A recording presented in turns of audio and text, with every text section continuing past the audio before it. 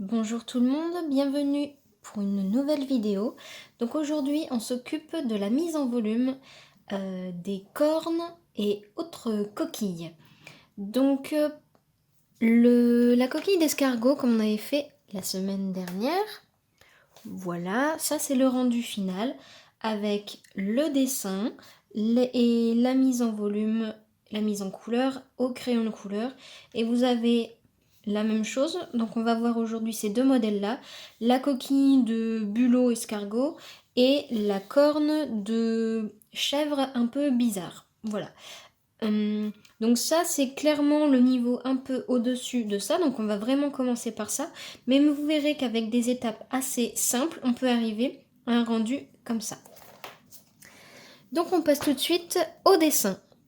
Pour le dessin, je vais avoir besoin de ma feuille blanche, un crayon de papier, un ou deux crayons de couleur, ça c'est au choix, vous prenez n'importe quelle couleur, c'est juste pour vous guider, un stylo à encre, voire un feutre, mais un stylo Bic ça fait l'affaire, et une gomme, et on va s'armer de beaucoup de patience.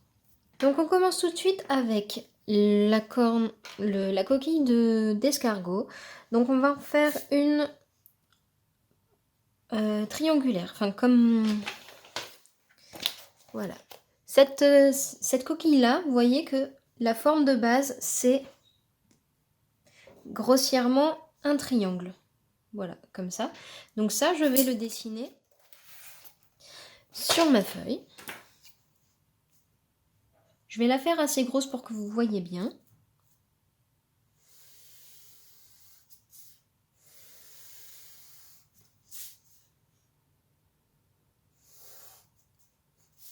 Voilà, donc ça c'est ma forme vraiment de base. Et ensuite, je vais découper, je vais tracer mes traits parallèles pour voir le fait que la corne elle soit enroulée. Donc, je vais tracer. La première, je la fais assez grosse. Et ensuite, elles sont presque moitié moins grosses à chaque fois. À peu près. Hein. L'important, c'est qu'il y ait vraiment une impression de... comme une distance qui se fait au fur et à mesure. Voilà, donc là, j'ai mis en place mes traits principaux. Je vais commencer par faire comme des bourrelets entre chaque espace. Donc là, elle va pas être forcément très réaliste, mais c'est pour vous montrer au fur et à mesure avec des techniques assez simples. Donc vous voyez, à chaque fois, je pars vraiment de la partie où j'avais mis mon trait et je pars un peu avant le trait rose. Je pars, je passe d'un côté et de l'autre. Et pareil en bas.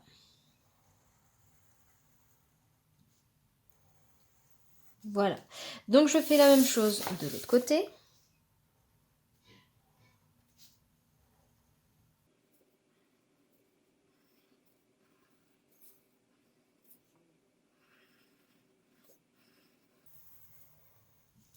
Voilà, donc si à cette étape-là, vous vous rendez compte que là, par exemple, ce trait-là, il est vraiment pas bien placé, hop, je gomme et je le recommence. Je le replace un peu mieux. Je vais le faire aller plutôt par là, voilà.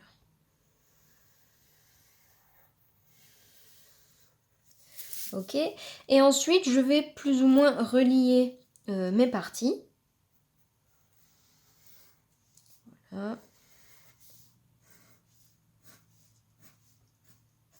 Donc là, on a notre forme de base de notre coquille d'escargot. Vous allez me dire, ça ressemble pas tellement à une coquille d'escargot. C'est pour ça qu'après, on a un travail très important à faire. Donc soit on le continue au crayon de papier si on veut vraiment être sûr, soit on passe directement au stylo à encre. Donc en fait, pour réaffiner bien la forme complète Parce qu'en vrai, il n'y a pas d'angle, hein. À cet endroit-là, c'est tout rond de partout. Donc, hop, j'en fais quelque chose de bien ovale, bien progressif. Et après, pour toutes les intersections d'ici, pareil, je vais vous le faire à l'encre pour que vous voyez bien. Hop. Donc comme je le rappelle, normalement, on passe un coup de gomme avant de passer à l'encre, sinon ça a tendance à boucher notre stylo à encre. Là, si je le fais, vous n'allez plus rien voir, donc je prends le risque de boucher mon crayon, mon stylo, c'est pas grave. Rien que pour vous. Wow.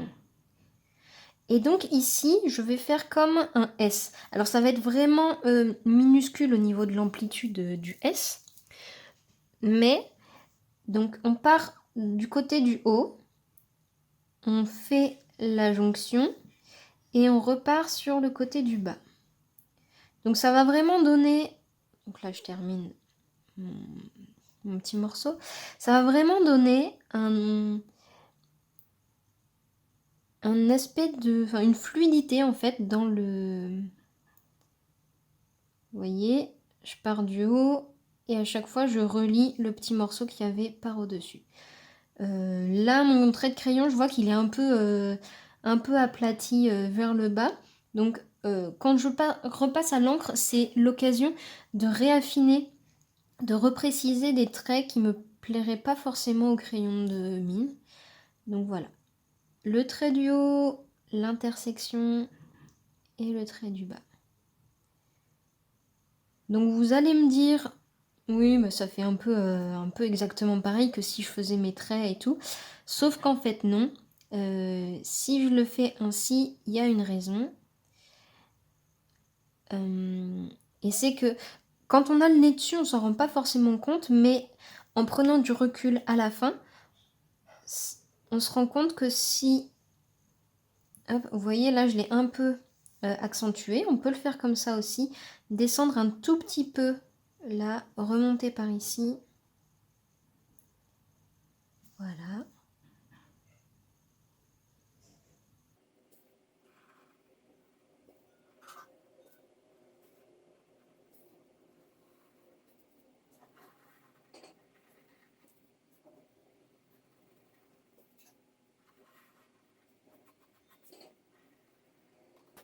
Donc là, je change de crayon uniquement parce que mon crayon était en fin de vie. Vous voyez, j'ai dû repasser plusieurs fois pour qu'on voit bien mon trait.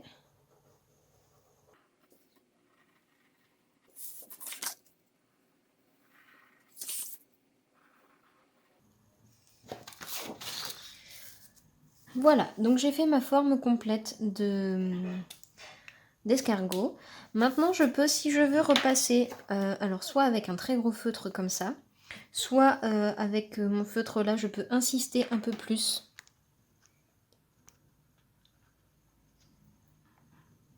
pour réépaissir les contours.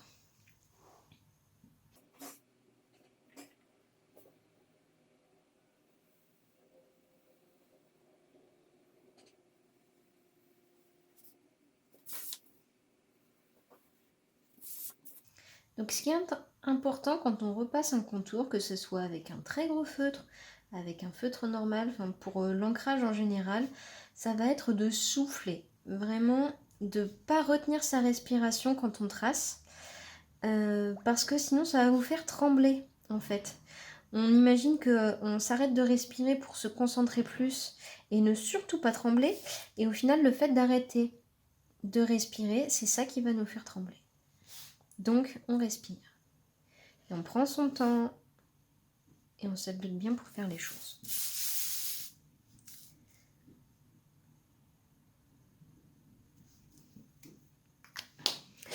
Voilà.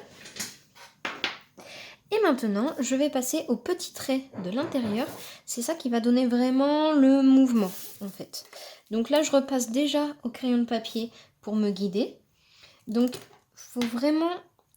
Les traits, ça va vraiment nous guider sur le mouvement de la coquille.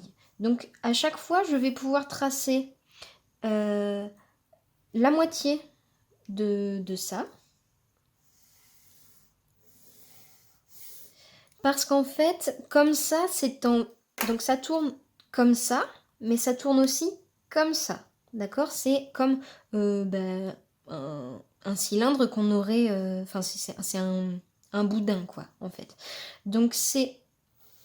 Voilà, on va avoir un mouvement de comme ça, mais aussi en volume comme ça. Et donc pour le mettre en volume, le montrer bien sur le dessin, il va falloir qu'on ait deux choses. Donc tous les traits qui vont être au-dessus de cette partie vont être orientés comme ça. Et tous ceux d'en dessous vont être orientés comme ça.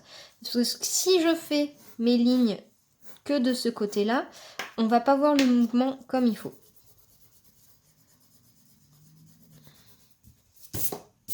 Hop. Comme mes traits là qui étaient pas très beaux, c'était juste pour vous montrer. Donc à chaque fois, je fais à peu près la moitié. Hein. C'est à peu près, on n'est pas à 1 mm près. Et on va montrer aussi, vous le voyez bien ici, l'aspect en S, qui va rappeler l'orientation qu'on a donnée ici. Donc là, elle va être vraiment très petite, parce que moi, je ne l'avais pas beaucoup inclinée sur celui-là, mais hop.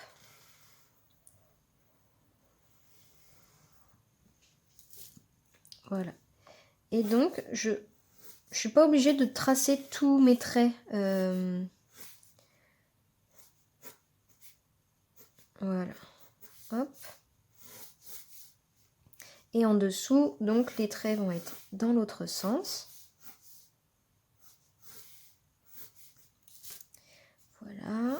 Donc, je peux en tracer quelques-uns en entier, mais c'est pas obligatoire de les faire tous.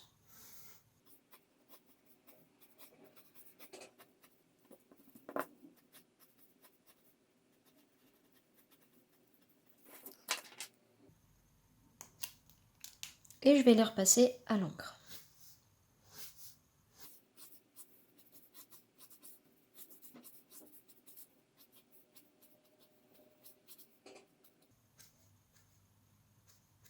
Donc je suis pas obligée de repasser à l'encre tous mes traits. Ça va être surtout ceux qui sont sur les bords qui va nous donner le volume.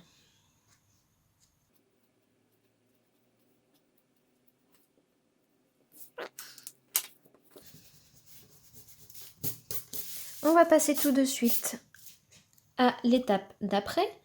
Et vous aurez les mises en couleur à la fin, une fois qu'on a fait les deux modèles.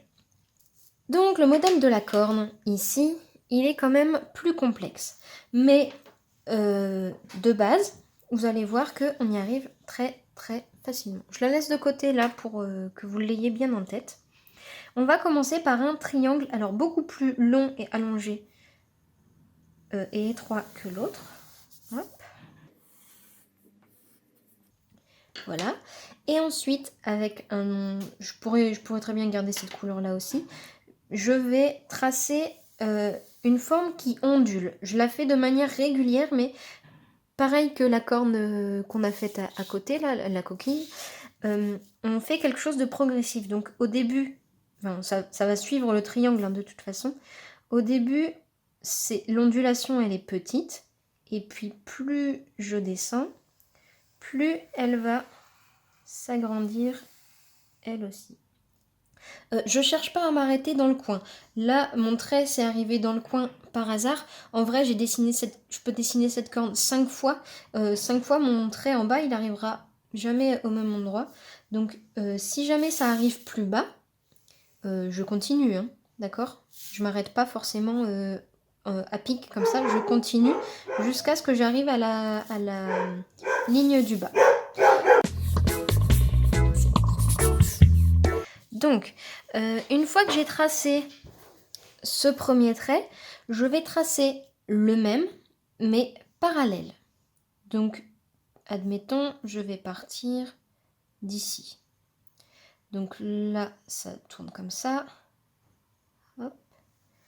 Donc ça va se croiser à chaque fois. Hop, là je vais aller jusqu'au bout. Voilà. Une fois que j'ai fait ça, je vais tracer les traits sur le côté. Déjà là, ça va vous aider de partir d'un côté et de l'autre parce qu'il est important de voir déjà où va être notre corne. Parce que déjà à ce moment-là, on peut se tromper. Si jamais je relis ce trait-là, ben, ça va pas être le bon mouvement, d'accord? Là, il faut tenir compte des espaces vides qui vont rester ici. Donc, si vous en avez besoin, vous pouvez tout à fait griser les côtés qui ne seront pas sur votre corne, d'accord? Ça peut vraiment vous aider. Donc là, une fois que j'ai fait ça, j'ai fait le, entre guillemets, le plus difficile. L'étape d'après, il faut être attentif à ce qu'on veut faire. Vous voyez, parce que cette corne-là, en fait, elle tourne sur elle-même. Vraiment. Ça pourrait très bien être un ruban en tissu que je pose comme ça. Hop. Et qui serait à plat. Vous voyez. Et il pourrait aussi bien être, hop, comme ça. Évidemment, ça ne tient pas en place. Mais vous voyez l'idée? Et en fait, là, il est enroulé sur lui-même. Donc pour ça, je vais devoir tracer au crayon pour m'aider la direction de chacune des parties. Parce que pour l'instant, on ne sait pas tellement quelle partie va où. Donc là, il faut que je me décide à un endroit. Je vais partir d'ici et je vais imaginer que cette partie-là, elle passe par-dessus cette partie-là. Donc là, les traits que je fais, c'est comme si c'était l'ombre. En fait, c'est l'ombre qu'on voit ici, hein, d'accord? L'ombre qui va jusque là. Parce qu'à chaque fois, si je veux donner l'impression que ça c'est enroulé, il y a la partie de devant qui passe au-dessus de là. Et donc, la partie qui est à l'arrière, donc la partie en creux, on la voit là. Donc, ça va être ça. Donc, celle-là, elle passe par-dessus, ça par-dessous. Ça par-dessus, ça par en dessous. Par au-dessus. Et le dernier petit bout en haut, il serait à l'arrière. Faites vraiment ça, sinon vous allez à coup sûr vous perdre et après c'est hyper dur à rattraper si jamais on s'est perdu. Donc l'ancrage maintenant, une fois qu'on a tracé ça, ça va plus du tout être difficile. Juste il faut faire attention à bien suivre les traits qu'on a fait. C'est-à-dire que là je vais repasser, là je sais que ce côté-là il passe au-dessus. Voilà. Donc je vous conseille de tracer le trait jusqu'à ce qu'ils doivent se couper. Ça évitera d'avoir trop de reprises. Les reprises, c'est des morceaux moches qu'on voit sur un tracé de crayon. Par exemple, si je veux faire une reprise, ce serait par exemple ça. Vous voyez, là je suis mon crayon de papier. Et si en reprenant mon crayon, je fais hop, un gros pâté comme ça c'est une reprise et on voit la différence entre les deux parties de traits.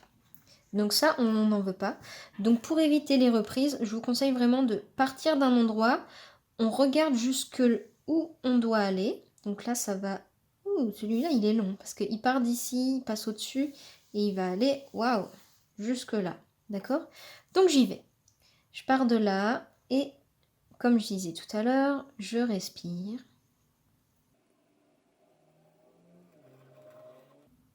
Et voilà. Ensuite, donc cette partie-là, ça passe ici. Et il rejoint le trait d'en dessous. Et là, celui-là, il va aller jusqu'en bas. Voilà. Et le dernier trait ici. Alors faites attention quand vous faites ça, de faire attention que votre trait soit bien sec avant de mettre votre main dessus. Là, ça a failli le faire. En fait, on se retrouve vite avec à emporter notre trait de crayon, surtout quand c'est de l'encre. Quand c'est un crayon de papier, ça ne dérange pas trop. Mais quand c'est de l'encre, ça va baver. Ça vous est déjà arrivé quand on passe la gomme par-dessus un trait qui n'est pas sec. Exemple. Oh non, ça a bavé partout. Voilà. Donc faites attention à ça. Je trace la fin de ma corne. Après, normalement, ça peut être rattaché à une tête d'un animal, bien évidemment, ou à rien si vous avez coupé la corne, peu importe. Là, on va gommer un petit peu tous nos traits, surtout ceux-là, qui vont être importants de gommer, sinon on va rien comprendre à ce qui se passe sur votre corne. Dans l'hypothèse où vous feriez une corne transparente, il faudrait laisser ces traits apparents. Mais alors là, on passe tout de suite dans la catégorie de difficulté au-dessus. Et on va déjà s'arrêter un peu là pour aujourd'hui au niveau difficulté. Ok ? Voilà, donc je vais maintenant hachurer ces parties-là qui vont être en ombre.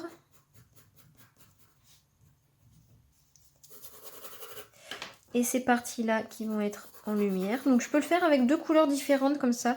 Ça peut être intéressant à faire. Donc prenez deux couleurs qui vont quand même bien ensemble.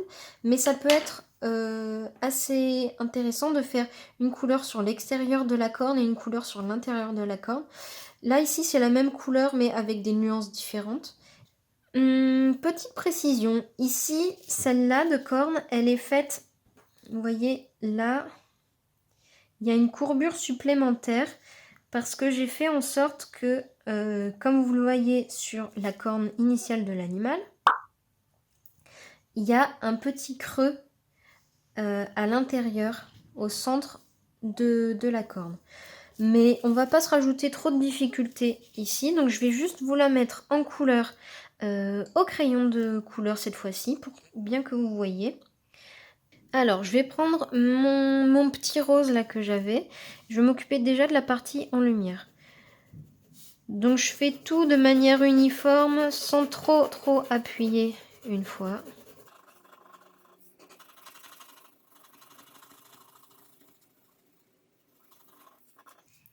Voilà, je fais la même chose avec ma couleur d'ombre.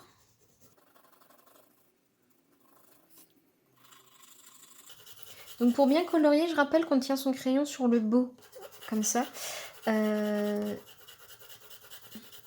Ça permet de travailler avec tout le plat de sa mine et pas juste la pointe. Ça permet de colorier plus vite, une plus grande surface plus rapidement et qu'on voit moins les traits de crayon. Je vous rappelle que ça peut être fait avec n'importe quel crayon de couleur du moment que vous les maîtrisez en fait. Et c'est pas la peine d'avoir des crayons qui valent super cher pour faire des belles couleurs, juste il suffit de colorier correctement. Maintenant, je vais choisir un endroit d'où provient ma lumière. Par exemple là, je vais faire de ce côté-là. Ça veut dire que le soleil va taper comme ça à chaque fois. Alors je vais vous faire une autre couleur, sinon on va plus savoir ce à quoi ça correspond. La lumière, elle tape à chaque fois par ici. Donc toutes les parties qui seront face à ces flèches-là, elles seront en lumière. Et toutes les parties qui seront de l'autre côté seront en ombre. Donc cette partie-là de la corne, elle passe au-dessus de ça. Donc elle fait une ombre ici. Pour faire l'ombre, j'appuie plus fortement et je vais faire un dégradé. Ça veut dire que j'appuie de moins en moins. Ok ? Et cette partie-là, pour symboliser le volume, on va aussi montrer qu'elle fait de l'ombre. Alors je peux la faire moins grande parce que comme la lumière elle vient d'ici, cette partie-là peut prendre un peu la lumière, mais pour bien montrer le mouvement de la corne, eh ben, on fait une petite ombre aussi. Ok? Alors, il y a la partie du haut et en bas, c'est pareil. La partie de la corne fait de l'ombre sur cette partie-là. Donc là, j'appuie fortement et il faut qu'il n'y ait aucun espace blanc qui reste entre cette partie-là et là où je colorie. D'accord? Et ensuite, je fais mon dégradé. Plus la partie de la corne, elle va être grande, plus mon dégradé, il va être grand, d'accord? Si vous me faites cette taille-là de dégradé à chaque fois, ça va paraître un peu ridicule. Donc, il faut adapter la taille de son dégradé à la taille de l'ombre, enfin de la partie qui fait de l'ombre par-dessus. Je rappelle aussi qu'il y a deux types d'ombres. Ce qu'on fait ici, c'est une ombre portée. C'est-à-dire que c'est, par exemple, là, l'ombre que ma main fait sur la feuille. D'accord? Et l'ombre qu'il y a sur ma main elle-même, qui montre le volume de ma main. Donc ici, c'est la lumière et ici, c'est de l'ombre. Ça, c'est l'ombre de l'objet. Mais l'ombre que ma main, elle fait sur la feuille, c'est une ombre portée. Ici, on ne va pas les différencier au niveau de la couleur, mais sur des travaux de trompe-l'œil, on distingue les deux teintes de couleur. L'ombre portée, elle va toujours être un peu plus froide que l'ombre propre.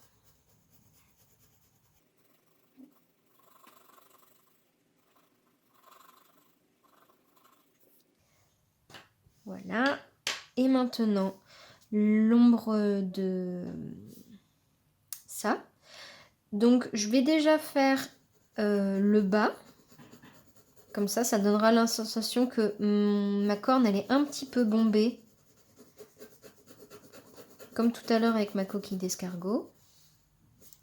Mais je vais surtout, donc le côté qui est opposé à ça, eh ben, on va dire que c'est plutôt celui-là.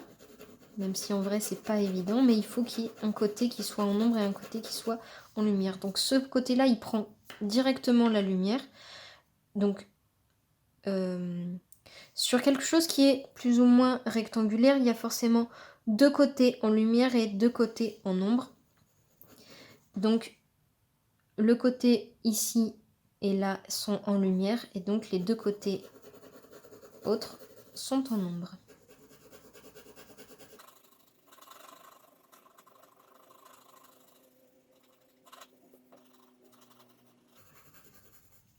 Ici, je continue pas l'ombre plus parce que c'est comme si là, ça s'arrêtait là. Hein. Ok? Donc là, je vais pas continuer l'ombre davantage. Et la partie du haut. Et voilà. Donc là, si je trouve que c'est pas encore assez foncé, je peux très bien recontinuer ici à foncer un peu plus. Et pour que les deux couleurs elles soient vraiment hyper bien liées, je peux utiliser cette couleur-là d'ombre pour ombrer un petit peu, pour marquer plus les parties en ombre de l'extérieur de la corne.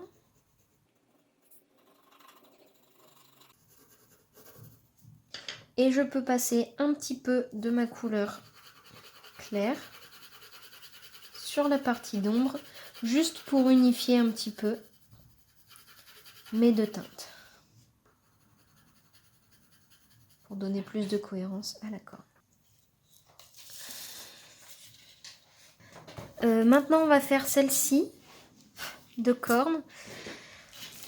Donc, je vais choisir deux couleurs à nouveau. Je vais garder les mêmes couleurs. D'accord. Hop. Donc, je vais passer une fois ma couleur de lumière partout. Je ne sais pas si vous voyez ce que je fais avec mon doigt et si vous connaissez cette technique ou pas. C'est... En fait, je bloque mon crayon pour pas qu'il aille au-delà de mon doigt. Comme ça, j'ai à me concentrer pour ne pas dépasser que sur ce côté-là. D'accord ? Ça permet de gagner un petit peu de temps quand on fait des grandes surfaces.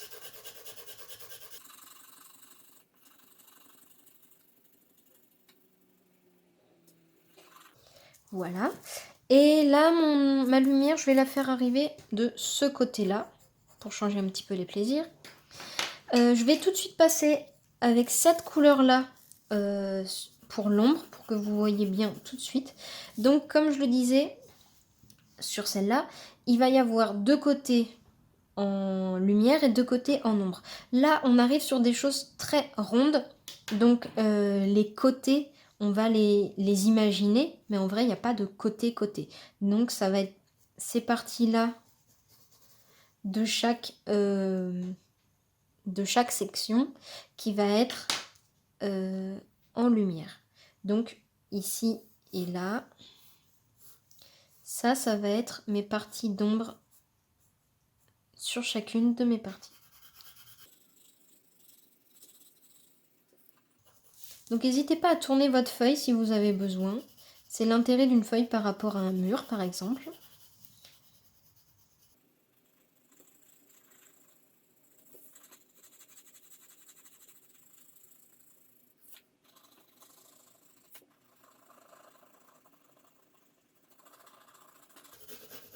Donc là, ça va être ma partie vraiment d'ombre. Ok. Et ma partie de lumière, elle va rester comme ça, où je pourrais passer un petit coup de gomme tout à la fin si je veux. Mais entre cette partie-là et mon ombre, je vais faire ma partie normale. Ça, c'est la lumière, ça, c'est le normal, et ça, c'est l'ombre. Sur quelque chose de cylindrique, on symbolise à peu près un tiers, un tiers, un tiers. Donc il y a un tiers de lumière, un tiers de couleur normale et un tiers d'ombre. C'est pas tout à fait comme ça que ça se passe dans la réalité, mais c'est comme ça qu'on le symbolise pour que ce soit plus clair, plus lisible.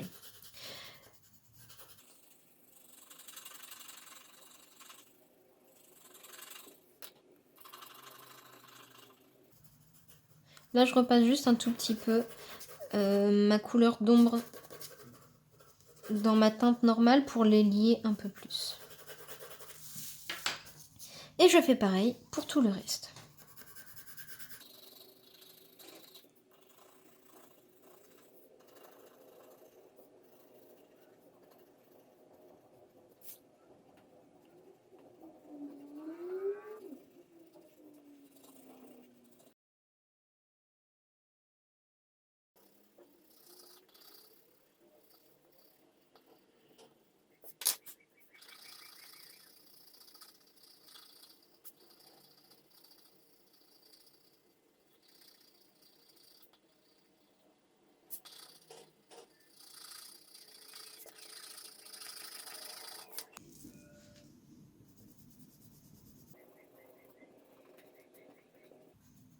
Donc là, je passe ma gomme juste pour donner un petit éclat de lumière à l'ensemble, mais c'est même pas obligé. Voilà.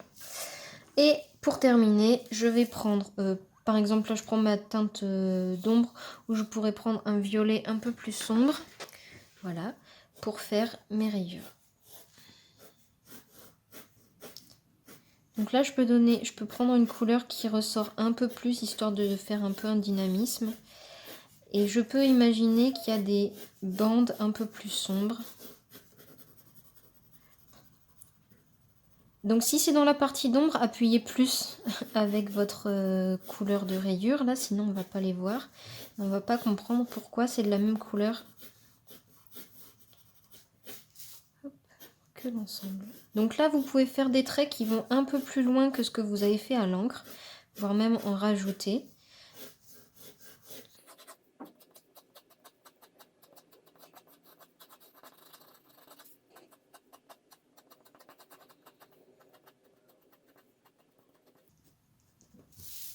Et voilà! On arrive à la fin de la vidéo. J'espère que ça vous aura plu, que ça vous a aidé et aiguillé sur la mise en volume de vos dessins. Ça peut être utilisé sur n'importe quel sujet. Là, c'est des cornes et d'une coquille, mais ça fonctionne de la même manière sur une sphère, sur quelque chose de rectangulaire, enfin voilà. Là, je vous ai montré à peu près le plus difficile que vous pouviez trouver au niveau des ombres et des lumières, comme ça vous êtes capable de tout faire. Si vous avez des questions, n'hésitez pas à m'envoyer un message ou à me laisser un commentaire sur cette vidéo, je serai ravie d'y répondre. À bientôt!